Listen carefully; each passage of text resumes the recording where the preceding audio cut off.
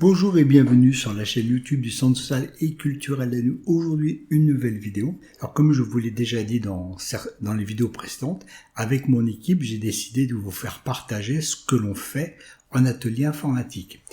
Alors, pour cette rentrée, pour ce premier cours, il était question de l'arrivée de Windows 11. Donc, nous allons voir Windows 11 pour qui, pourquoi et comment. Voilà, donc, comme je vous l'ai dit, l'arrivée de Windows 11, ça fait beaucoup de bruit. Et samedi, en atelier informatique, nous avons parlé de l'arrivée de Windows 11 et les gens m'ont posé la question, est-ce que moi je peux l'avoir? Est-ce que moi je peux l'avoir? Ça veut dire, est-ce que mon PC va passer de Windows 10 à Windows 11? C'est ce que je vous propose aujourd'hui de voir. Alors vous verrez qu'il y a des PC effectivement qui passeront sous Windows 11, pour cela il n'y a pas de problème, mais il y a des PC comme le mien ici, il n'est pas compatible avec Windows 11. Donc il y a d'autres solutions que je vous expliquerai tout de suite après. Alors vous allez prendre votre navigateur préféré et vous allez taper Windows 11, comme ceci. Vous allez vous rendre sur le site officiel de Microsoft, www.microsoft.com. On clique dessus. Vous allez vous rendre tout en bas de page pour télécharger l'outil de vérification.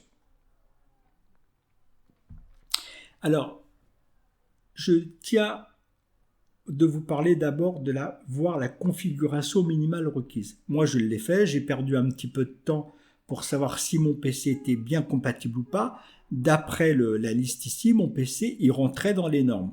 Or que ce n'est pas le cas. Donc ça ne sert à rien de perdre un temps avec ça. Donc vous téléchargez directement l'application. Une fois que l'application est téléchargée, vous allez doubler-cliquer ici pour l'installer et fermer ensuite votre navigateur.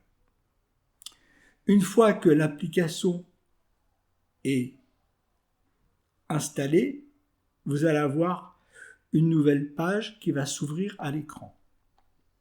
Et vous allez cliquer tout simplement sur Vérifier maintenant. Et oui, ce PC ne répond pas actuellement à la configuration requise de Windows. Ça veut dire quoi? Ça veut dire que je ne peux pas mettre Windows 11. Là, c'est clair. Mais il faut savoir que Windows 10, vous pouvez encore utiliser Windows 10 jusqu'en 2025, voire même un peu plus. Qu'est-ce qui se passera en 2025 avec Windows 10? Microsoft arrêtera de mettre les mises à jour de sécurité de votre ordinateur. Après, si vous voulez l'utiliser au-delà de 2025, ça vous risque et péril.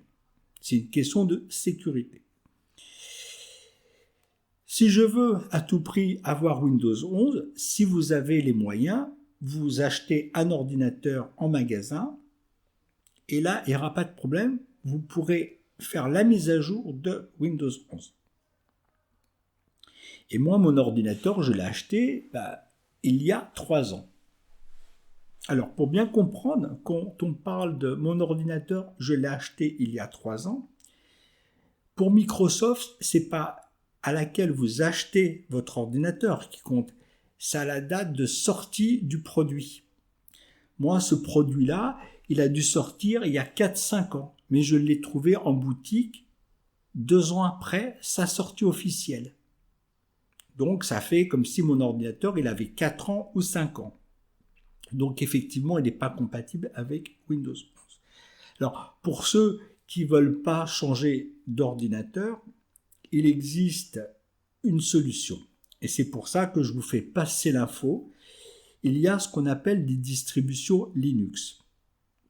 Alors, pour vous parler des distributions Linux, j'aimerais revenir en arrière sur Windows 11. Quand on parle de système d'exploitation, on l'utilise souvent pour désigner Windows 11, Windows 10, Windows 7. On parlera de système d'exploitation. Dans le monde de Linux, on ne parlera plus de système d'exploitation, on va seulement changer le mot. On parlera de distribution Linux. Donc, si vous voulez garder votre PC, vous pouvez télécharger sur Internet tout à fait légalement, et ça, c'est gratuit. c'est tout à fait légal. Vous pouvez télécharger une distribution Linux, de la mettre sur une clé USB et de l'installer sur votre ordinateur. Alors, donc, c'est tout à fait possible. Alors, si ce projet, comme beaucoup d'entre vous, vont être confrontés à ce problème de PC, donc si vraiment vous êtes intéressé par le projet, vous me le faites savoir dans les commentaires. Et je ferai des vidéos en fonction de ce que vous allez me dire au sujet du PC.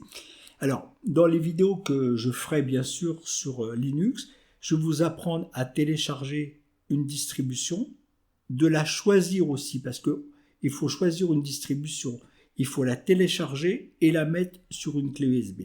Ça, pour un débutant, c'est tout à fait quelque chose qui est faisable.